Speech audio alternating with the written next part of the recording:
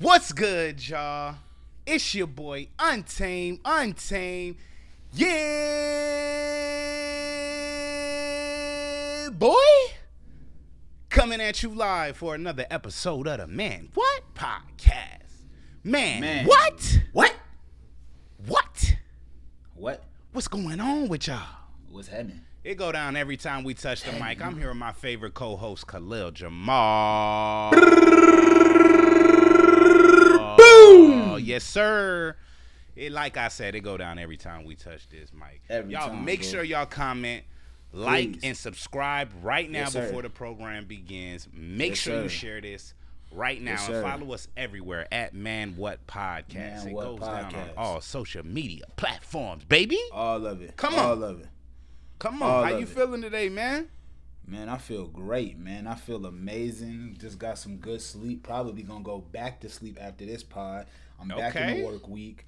But, you know, it's all good, man. I just got home from a workout, grocery store, you know, the quick little adult run. Yeah. Little errand run. But we in here, man. How you feeling? Man, I'm feeling blessed by the best. You feel me? I'm feeling good. Yeah. I'm feeling grateful. Bless. Feeling gracious. Mm-hmm. Man, I'm feeling... I'm doing a damn thing, baby. You know what I mean? I feel good, bro. Can't baby. Complain, you know? I'm in that thing switching, and I'm lane switching. Bitches, Big Za, I'ma stand on straight business. Oh, Big Za in the feds, big dog. No, he not. Yeah, he is. Nigga, he got arrested by the feds. What you talking about? He out already? He out. Yeah, he out already. You know, Big Za had to... Well, come on, bro. Big Za getting that money now. Big Za had to Za out of that month. Okay. Za it out. Okay. Come on, mad man. At him.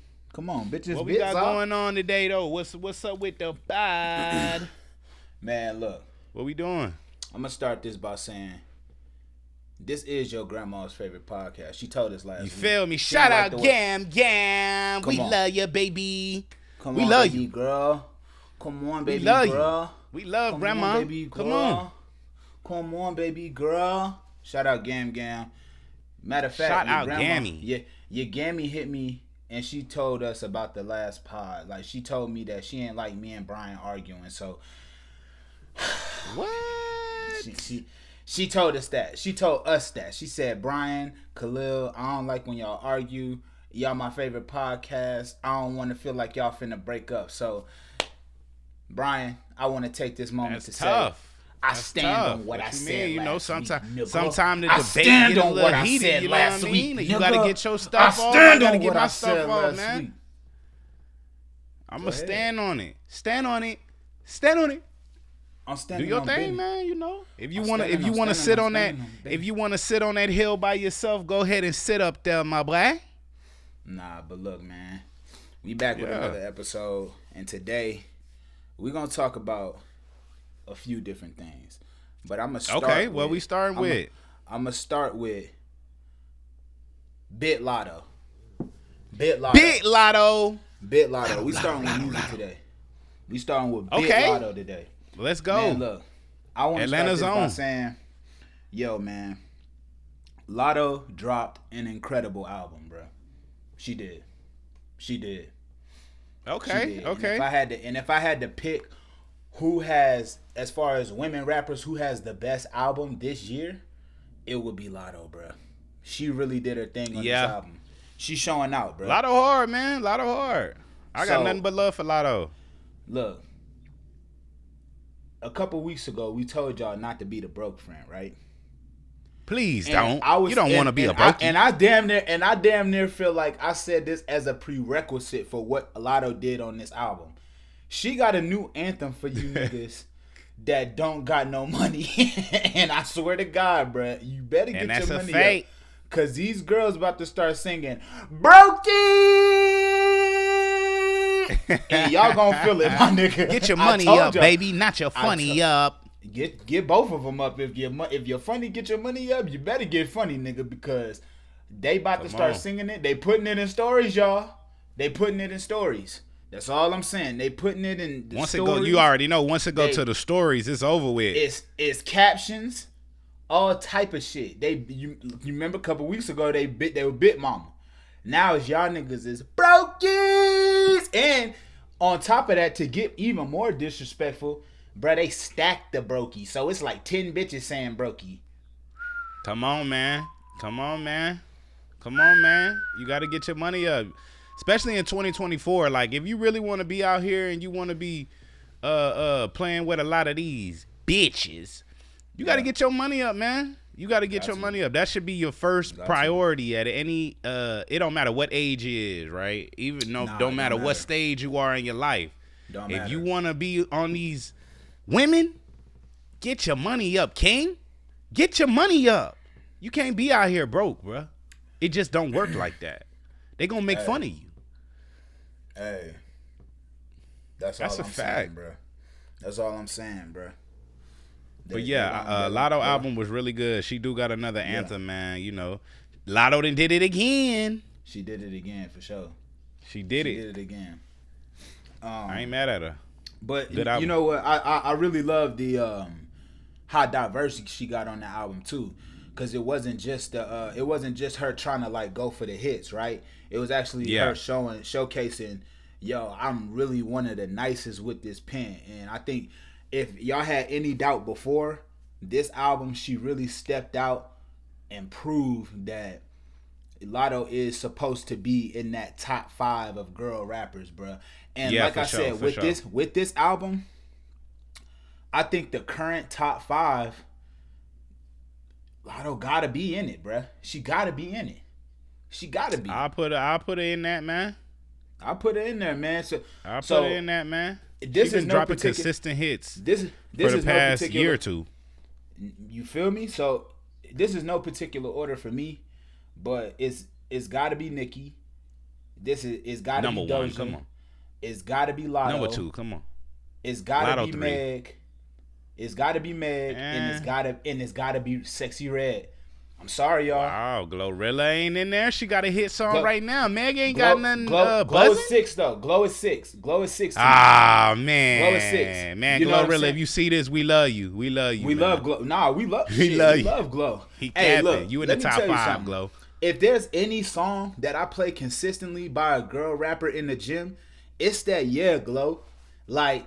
That motherfucker come on. Dog, that motherfucker harder every time you listen to it. Nah, no cap. Dog, every time you listen to it. You know the crazy thing is, bro?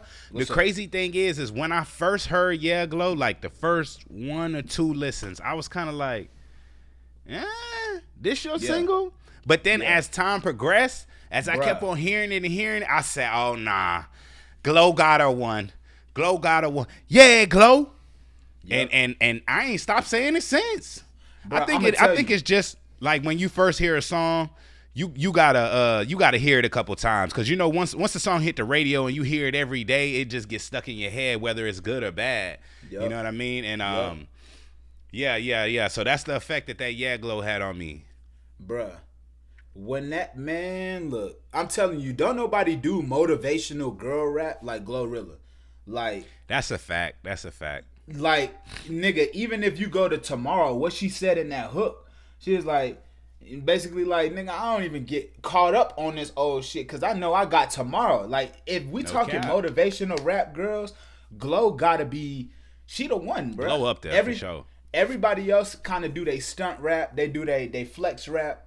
Glow got the motivational bars that niggas could get in a whip and put that shit on. So, you know what I'm saying? I got to give it to Glow, but I just think Glow, the reason why she didn't make my top 5 yet is because I feel like all the other girls, they kind of like,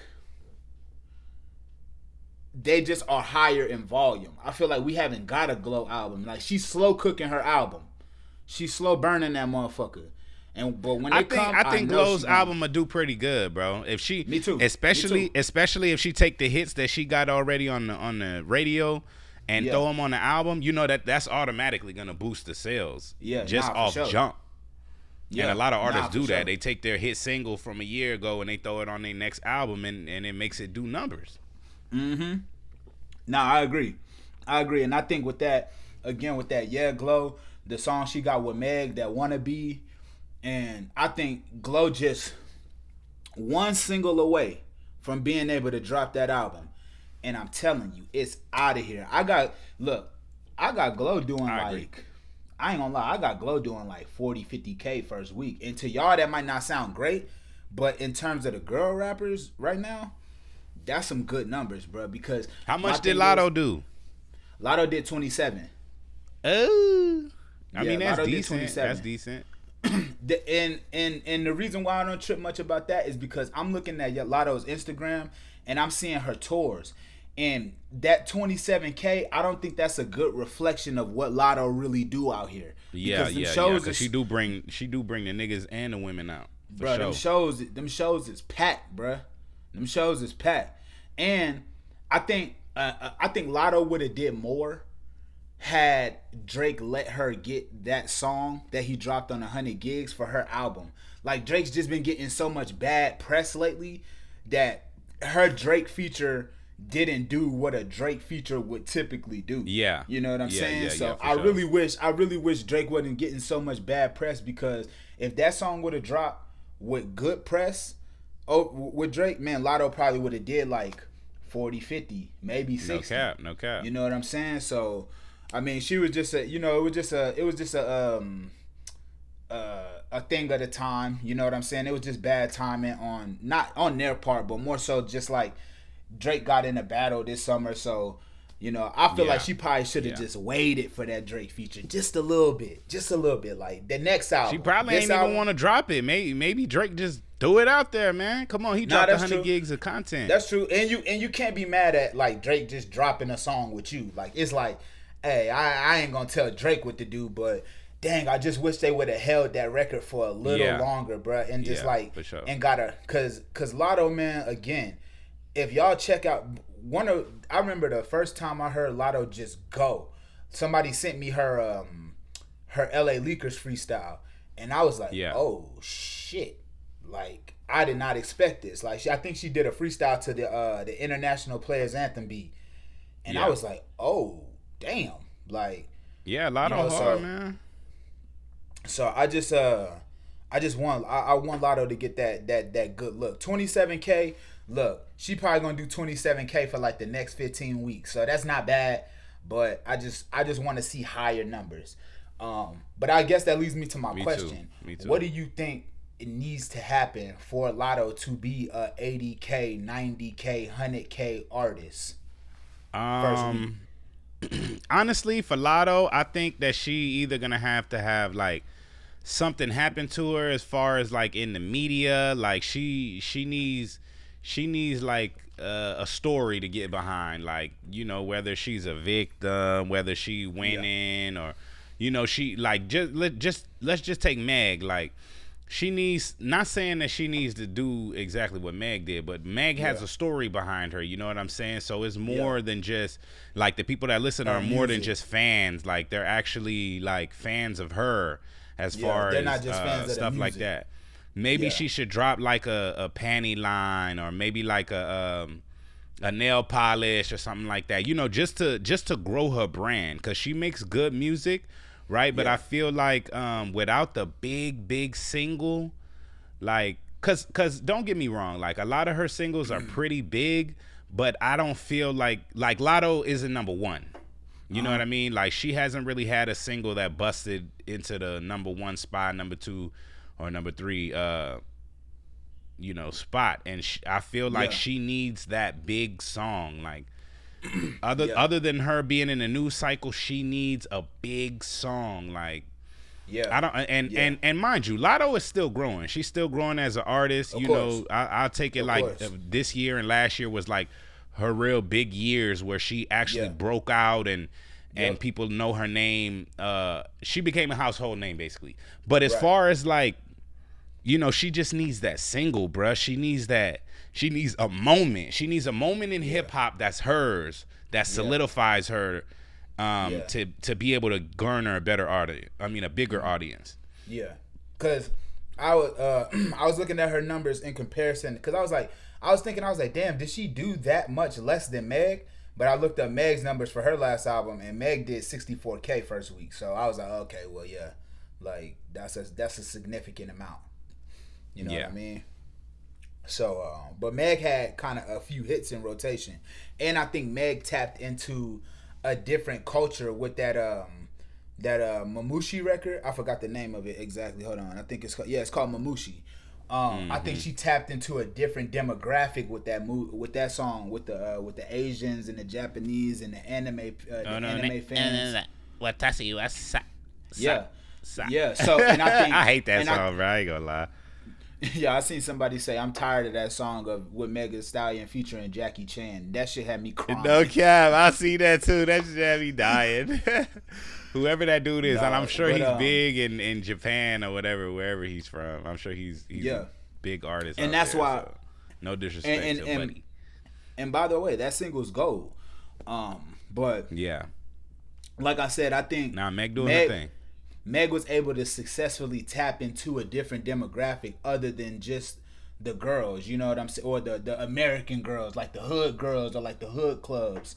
I think she was able to successfully kind of like get a single that the anime girls like, the internet likes, everybody likes. So she was able to do those numbers. Whereas I think Latto is still kind of like her demographic is still very much so like the hood girls. You feel me? Yeah, so she kind of, sure. I think she could find a way to like, if she could find a way to break out of that and kind of like tap into another demographic, like a dedicated fan base, because that's the thing about anime fans.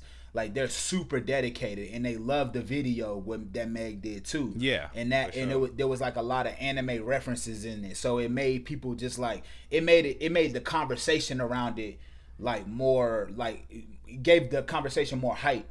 Whereas I feel like Latto, it's still kind of the regular conversation of like, oh, she could rap her ass off, but I think, you know, she's gonna have to find a way to tap into, just a bigger fan base, a more dedicated fan base. So, I still think Latto has a better album than Meg, though.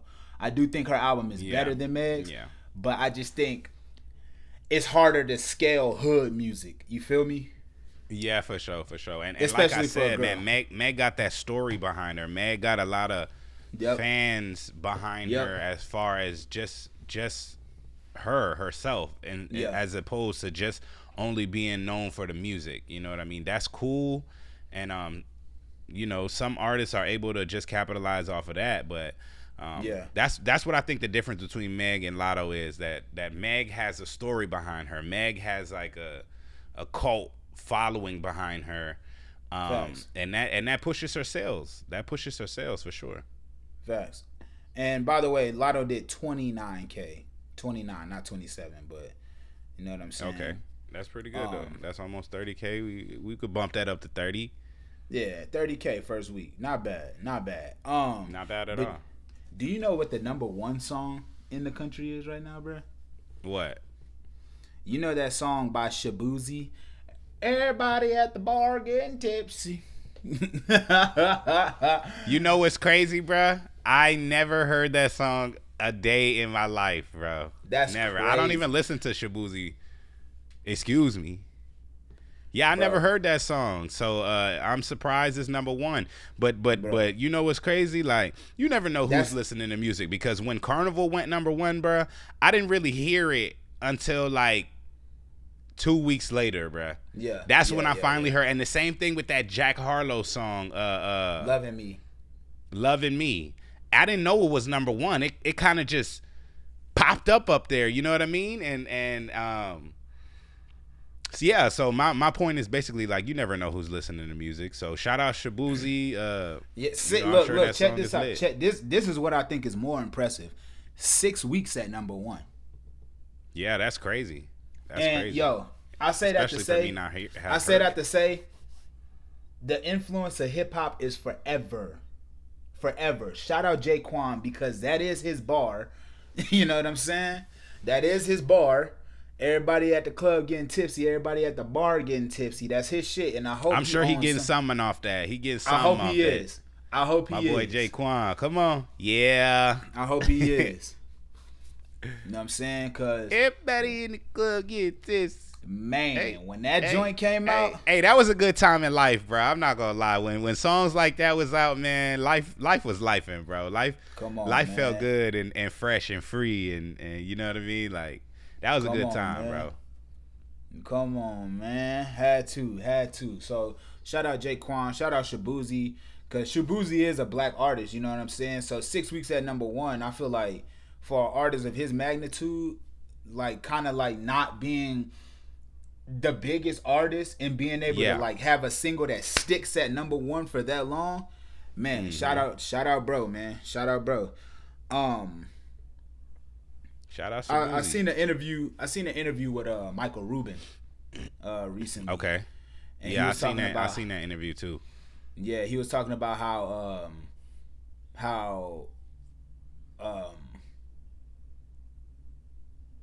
he had his all white party, and that they didn't play Not Like Us because Drake was there. Yeah, and which is respectable. People were calling them like scary for that, but I'm on your side. Like, I wouldn't play that shit if Drake why is would in you the play that? Yeah, like why would you I would play not that play if, Not Like Us there? if Drake is in the spot. Like, that's just that don't make up. sense. That don't make sense, especially if it's your party or you know what I mean. Because and you invited him. Let's be honest. Like, Not Like Us is number 3, but it is disrespectful to Drake. You know, all the stuff that it's saying in there, like. Drake don't really want to hear that, especially when he's out, and I feel like he would really find that disrespectful, especially at a Michael Rubin party. You know what I mean? He'd be like, damn, cause that song right there is probably gonna make everybody stop and just look at him like, what is he gonna do? Literally, what is he gonna say? Like, you know. And what I mean? I thought another interesting fact about that day of that party. Right, that was the day the video dropped too. So it was already kind of like going crazy. Like, the video is out, the single's going crazy. Like, to play it at a party, it's like, come on, bro. Like, you don't disrespect your friend. Yeah, don't do that. Don't do that. Like, you're not supposed to do that. So, you know, if y'all want to hear Not Like Us, you just don't be at a party with Drake, nigga. Like, come on, man. Like, come on. And then on the opposite side of that, you wouldn't play Push-Ups or Family Matters at a party that Kendrick was at. You wouldn't exactly, because it would be seen the same way. That's disrespect. How you gonna play that? Disrespect. How you gonna play that? He gonna look at you like, what? Matter of fact, pack him up. Come on, Chubbs, pack him up. Yeah. Bro, I got a question for you. What do you think? Wait. Before we get off the Michael Rubin thing, in that interview, right? He also was talking about black culture, bro. He was talking about Lil Baby. He was talking about Meek Mill and how the internet is clowning them. You know what I'm saying? Basically trying to call them gay or whatever, and you know, saying that they fell off and stuff like that, right? And Michael Rubin says something that was really controversial, as from a white man, right? He said that he is basically tired of seeing like black on black violence and black on black hating. Like, he feels like black people should uplift each other and stop putting people down. And he was basically saying, like, from his standpoint, he doesn't have too many friends that are like that, but from what he sees online and what he sees on you know, just in day-to-day life, a lot of people felt like that statement, it's like it was a good message, but it came from the wrong messenger.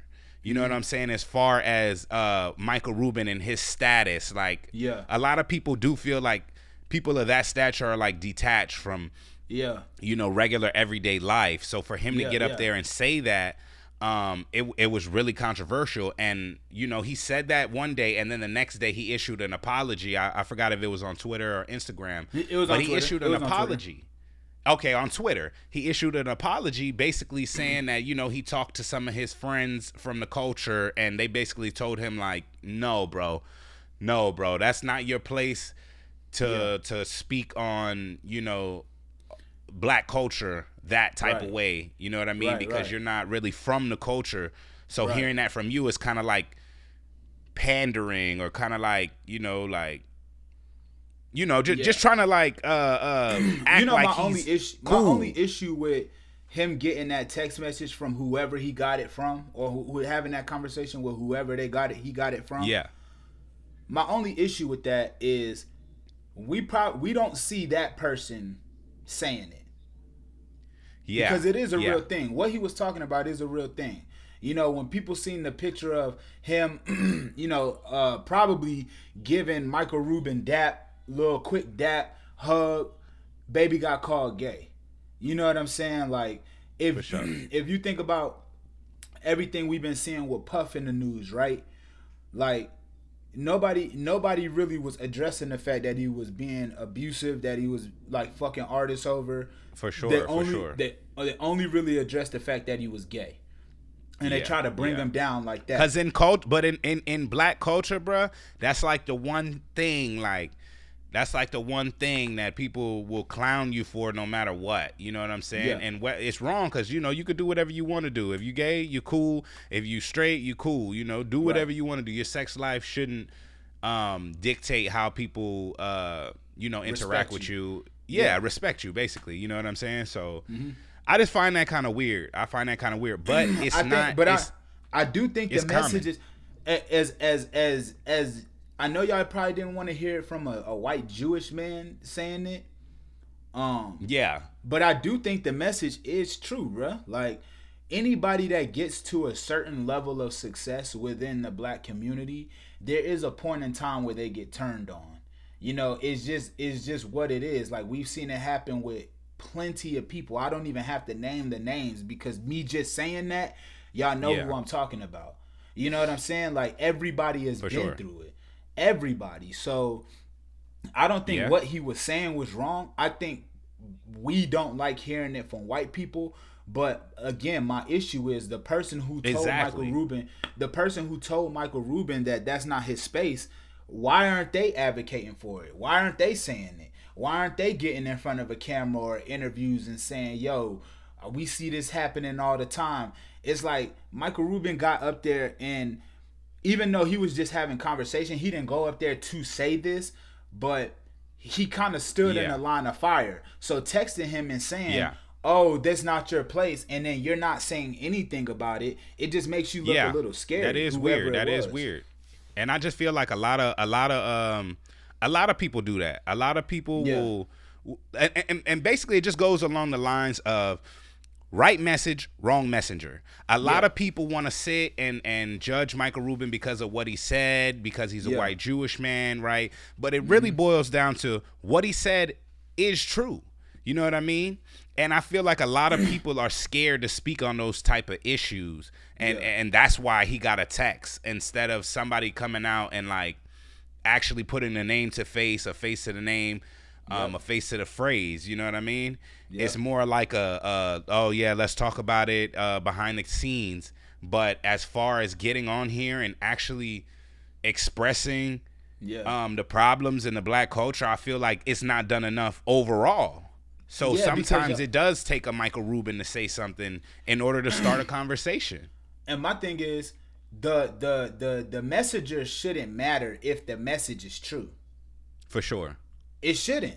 Like, again, like, we can all understand what his sentiment was, and we can all understand that in a lot of black culture, it is like that crab in a barrel mindset. Like, for sure. If somebody gets to the top, you pull them back down. We pull them back down. And that's the thing. Like, if we know that this is true, why are we so hung up on who said the message? You know what I'm saying? Like, who cares if it's true? Why don't we address the problem? And then again, we don't even have like, he could say it, but it's also like, we're going to address you, but let's also address this problem too. I feel like people get so hung up on who said it that they forget even what the message was, and then you try to be like, oh, this guy's racist. He's this, he's that, and it's like, it's bro, so Michael easy Rubin to is just not throw the issue here. Exactly. It's just so easy to throw names and throw labels on people just because they're speaking on a certain issue that you don't feel like they're qualified for. Yeah. Right? You know, and I feel like that happens a lot with social media, because anytime somebody says something on camera, it's pushed to such a magnitude, especially if it's something controversial like that. It's pushed to such a magnitude that everybody has an opinion. And sometimes the majority opinion is not the right opinion, you know? Because people are like followers. Once they hear something funny, or just how we talked about on last pod, like once they hear something that's a joke, or they hear like something that's funny, they want to just tie to it, even though it may not be the truth. You know what I'm saying? They're just more apt to have fun with it instead of actually looking at the deeper message and looking at the deeper issues that a lot of us face. Truth. You know what I'm saying? And I think, again, the messenger should not matter. It should matter, but it really shouldn't matter, because I think anybody who says what Michael Rubin says is gonna face criticism. Like they'll find a reason for anybody to not be the right messenger. You know what I'm saying? Like they'll find a reason for like let's just say Jay-Z got up there and said that, right? They'll be like, well, you're a billionaire. You can't relate to regular everyday people. Let's say Drake said it. Oh, you're not American. You can't relate to everyday people. Let's say it was Kanye. Oh, you cape for white people. You're not the person to say this. Let's say it's Kendrick. They're going to find a reason for everybody to not be the right messenger. Yeah, there's always a reason. There's always a reason, and I think that makes the message get lost in translation, and nobody's talking about the message no more. They're just talking about how this isn't the right messenger, and it's like, well, who the fuck is? Who is it? Who's the right messenger? Because it is a message that we need to hear and kind of sit with for a little bit. You know what I'm saying? But I understand people being like, oh, this white guy's not the right messenger. I understand it, but let's address him, but then let's also address the issue. Because it is an issue. For sure. You know, and in conclusion to this whole topic, I just want to say, like, I agree with Michael Rubin. You know what I mean? I'm going to stand on a ledge here. I agree with him, and I feel like more people of his status and more, like whites or maybe like Asians and stuff like that, I feel like more of them should speak up on these issues, right? Because if it gets big enough and it's an actual issue, I feel like something can be done about it. If enough people are talking about it. So shout out Michael Rubin for talking on black culture. Though people may be clowning you or saying you're not the right messenger, just how Khalil said, it was a good message, man. It was a good message. So I appreciate you, for bringing that to the forefront. And I'm sure a lot of more people are talking about it right now. So, it's cool. Man, for sure. So, I wanted to say this when we were doing Olympic talk, but I didn't get to it. I want to say congratulations to Quincy Wilson. He ran in the 4x400 relay. 16-year-old kid, right? Won gold in the Olympics and said he has to be back to school in 2 weeks. Crazy. Bruh. Yeah, I've been seeing him all over social media. I actually watched a couple of his races. I actually do follow him on social media. Good kid, and just a great motivation for a lot of people. You know what I mean? Because he's so young, and to win the gold, being that young, amongst people who are way older than you and have been training longer than you, it just goes to show like anything is possible, and if you work hard enough, you can definitely achieve your goals and your dreams for sure. I'm gonna tell y'all right now. I love the motivational factor, right? But I'm here to talk about the flex factor. Nigga, if I'm going back for my senior year and I just won Olympic gold, I don't want to hear shit from none of you niggas. Not the teachers. And I'm sure they won't tell them nothing, principal, not none of y'all. I don't want to hear shit. I'm walking up every day. That boy set for life. That boy set for life off that hard work. Nah, for sure. And I think it's really dope because he appeared in his first Olympics at 16, and that just means he has so many years left.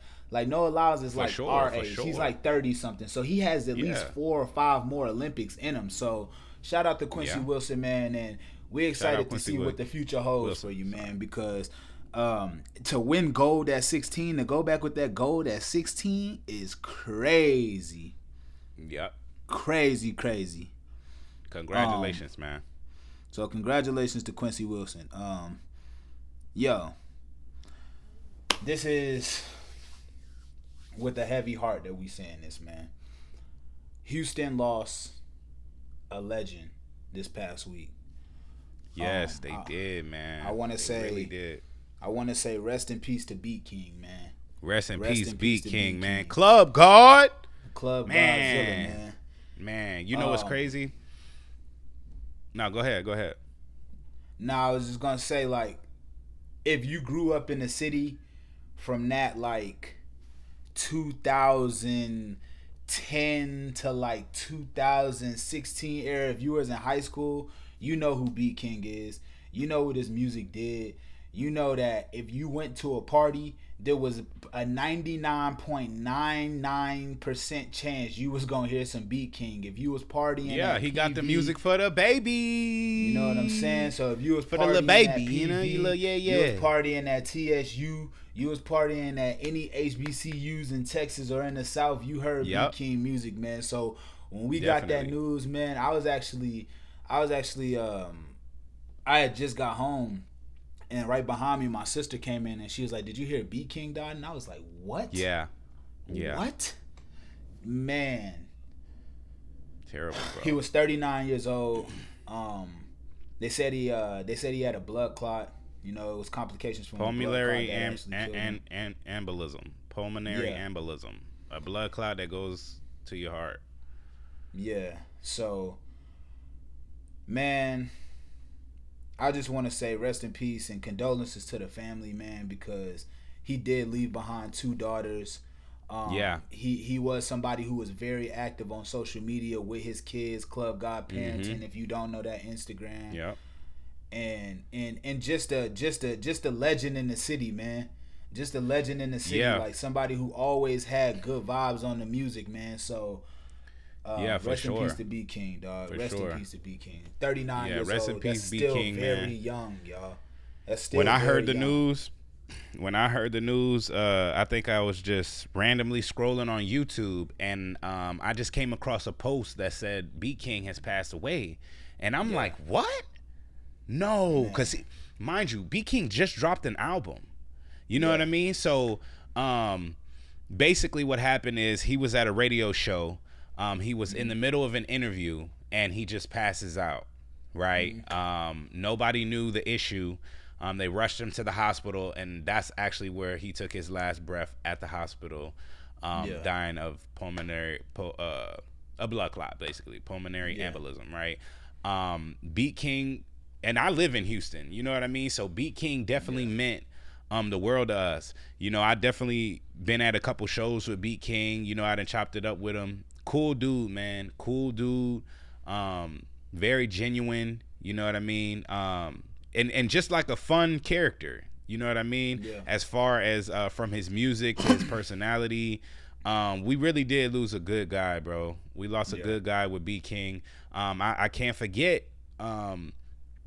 When I heard the news, I just got like 4 or 5 calls. A couple of my homeboys called me, and even a couple of my homeboys in Seattle heard the news and called me, and was, you know, we were all just basically like real down because just how you said, you know, Beatking is a very prominent figure when you're talking about Texas, when you're talking about Houston.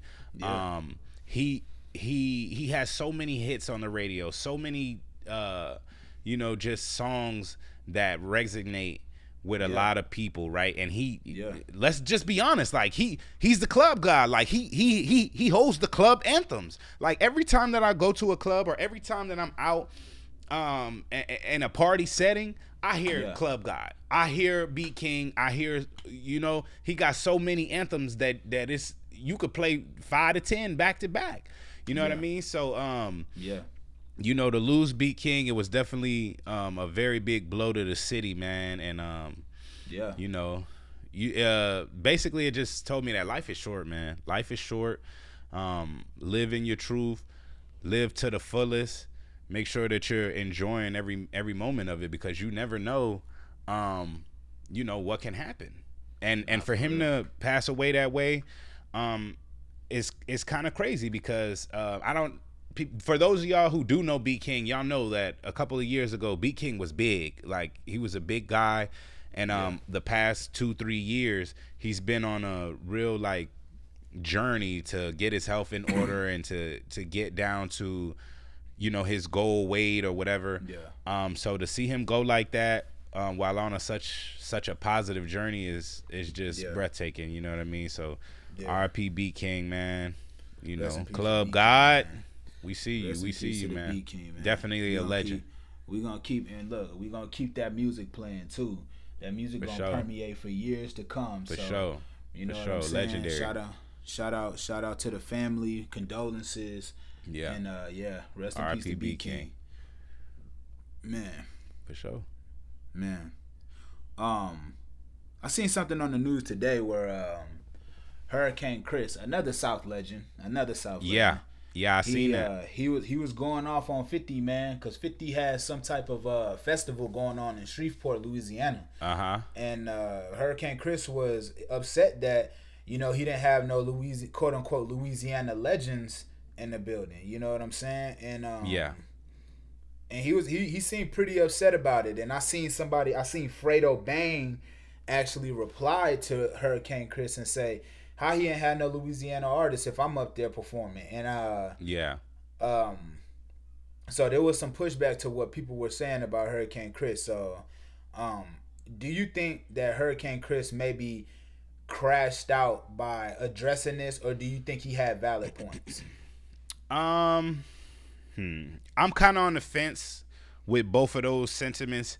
To answer the first one, do I think he crashed out? I wouldn't call it a crash out, but what I will say is that as him being a legend, right? Come on, almost everybody knows who Hurricane Chris is. You know, he was definitely a pillar in the 2000s music with all of his anthems and stuff like that. So I don't think he crashed out. What I do think is that being the legend that he is, he could have went about it a different way. You know what I mean? That was my thing. That was my thing. Go ahead. Yeah, we know how petty 50 is. Like, come on. Right. Everybody's on the internet. Everybody sees and hears the type of games that 50 plays. We know how petty 50 could be. So for you to get it's like, what I will say is that Hurricane Chris jumped in a lion's den. You know what I'm saying? If he was prepared, I think that's the more the better question. Was he prepared to get in the ring with 50, right? And 50 did reply, you know, with basically saying like, who do you think you are? Like, you think you Fredo Bang? And I think that because he did get on, Hurricane Chris did say something else after that, you know, basically to reply to 50. But I think like with 50's following, I think 50 doesn't need to reply back again. Like, he already said what he said. And I just think, to make a long story short, Hurricane Chris is a legend, and I feel like he should have had enough sense to actually just hit 50 up. I don't know if he can or not. You know what I mean? He may not have those connections, but I think he does. I think he could have hit 50 up. My thing about what Hurricane Chris did, and I love your sentiment. Here's what I think 50 was thinking. If you build the first festival off the back of Louisiana artists, they're gonna more so tell you, yo, we built this for you. Your name didn't carry this. We built this. We carried this. We're the reason this is popping. What I think 50 was doing was building his festival up. That way, when he continues to go there for years and years to come, which he will, when a Boosie come out, you could give Boosie a big bag. When a Webby come out, you could give Webby a big bag. You have something that they could come to and actually get a respectable amount of money. You don't know how much money 50 was working with Hurricane Chris. You don't know what the expenses were. How do you know he couldn't afford a Boosie? How you know he couldn't afford a Webby? How you know he couldn't afford a Lil Wayne? How you know he couldn't afford a Master P, whoever? You know what I'm saying? So you have to have enough foresight to be like, okay, we gonna let 50 build this, And then when it's time for him to give me, when it's time for him to approach me, and it's time for him to give me that 150 I might want for the show, or 200K I might want for the show, he can actually do that because he's established this festival here for a few years now. Yeah. I think what Hurricane was doing, he kind of just jumped the gun a little bit.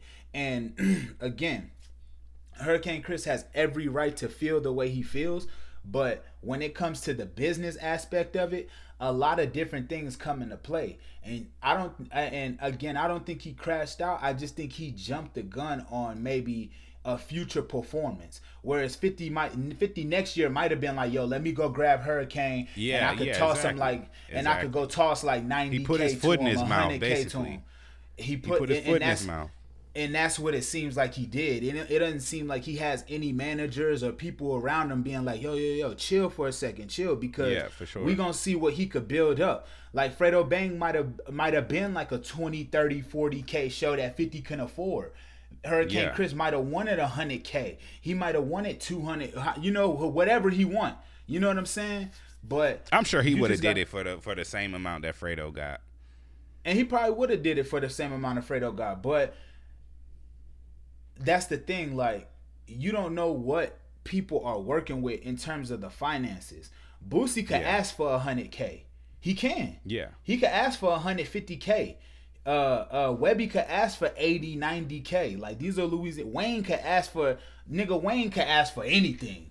You feel me? For sure. So let 50 build it up. I think that's what he was trying to do. He may not have reached out to Louisiana artists, but best believe that people from Louisiana were working that festival and definitely got some money.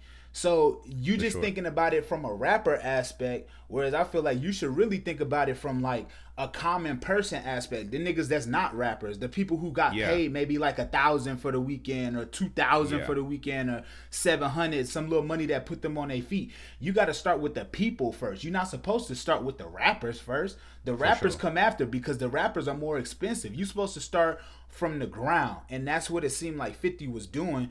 And then Hurricane got mad because he didn't go get Louisiana artists, niggas who was going to ask for 10, 20, 50, 30, 100, that many Ks. Like, you got to start slow, build it up, and then go to the people and feed them. A festival is not just a 1-year thing. Coachella's been around for years. Rolling Loud has been around for years now. Lollapalooza has been around for years. This 50, I think 50's foresight with this festival is that it's gonna be around for years. So you can't just be mad because he didn't come to you the first year. Like, that's that's putting foot in your mouth. Let him cook. Let that man cook, man. At least he did something for the city. You know what I mean? He did something for the city. The common people, the regular average salary people got paid that weekend. The rappers didn't get paid. Whoop-de fucking do. You know what I'm saying? Like, the people got paid. You know, so again, I don't think 50 did anything wrong, man. I think when you go to artists of that magnitude, like a Boosie, a Wayne, a Webby, whoever, you have to approach them with a respectable number. And if you don't have the money, then you just don't have the money. Like, a festival is expensive. Yeah, you know what I'm saying? And you know, any good businessman wants to turn a profit, and I think him getting Fredo Bang up there, a lot of people, especially in Louisiana, are gonna mess with Fredo Bang. You know what I mean? He definitely has a catalog that I'm sure it plays all the time in Louisiana. So do I think that it was that he was wrong for getting him? No. Do I think that he could have got Hurricane Chris? Yeah, he could have. But if you think about it, it was only Fredo Bang up there from Louisiana. So just how you said, man, let him cook. You know, but I do think build the that brand Hurricane jumped the gun, and he definitely won't be on the next festival. Like, you know, like I said, he could have hit 50 and he could have hit him in a different way. I feel like a lot of things can be a lot of things that you say is that, and I feel like the tone of how you say it, I feel like Hurricane Chris was coming off more like a aggressive, more like problematic. You know what I mean? In his tone, instead of like, and that's where 50 live at. 50 gonna take that energy and be like, okay, I got you. Yeah, and just shoot it right back at you. And I feel like that was my main point too. Like, Hurricane Chris could have just came at it the whole situation a different way. He could have either hit 50 on the side, or even if he was gonna make a post online, it could have been more like, dang 50, like, come on, man, it's Hurricane Chris. You could have got me up there. You know what I'm saying? No, it's not what Hurricane Chris said. It's how he said it. Like, you cussing him out, you call him bitch this, bitch ass nigga this, hoe ass nigga that, and it's like, bro, that's not the way you approach this, bro. That's not the way you approach it. Exactly. Especially if you're trying to talk business. You sound mad. You sound like the mad rapper. But again, hopefully y'all can figure this out, because I do also feel like 50 is he'll work it out with you. If y'all can have a real conversation like men, he'll work it out with you. And maybe he's a businessman, and maybe we could see Hurricane Chris at the next one, because I do think Hurricane Chris is a Louisiana legend. All the people he named are Louisiana legends, and it would be dope to see them on that stage. But just let the brand cook, bruh. Let it build up. You know what I'm saying? So, in conclusion, shout out 50 Cent. Yes, sir. Shout out Hurricane Chris, man. Hopefully y'all work that out. You just finished watching another episode of the Man What Podcast. It's your boy BP Untamed, coming at you live every 2 days a week. You know what I mean? It's Khalil Jamal, Monday, the biggest Friday on the motherfucking mic. Y'all know it go down every time. If you made it this far in the program, make sure you click to the left or the right just to continue your journey. Make sure y'all follow us everywhere at Man What Podcast. Any social media, we have it.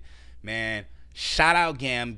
We love you. Keep on watching, baby. We're going to keep on putting on for the city, man, for both cities that we in, because it is what it is. But like I said, y'all make sure y'all have a good day. Me and Khalil out of there, bitch. Peace.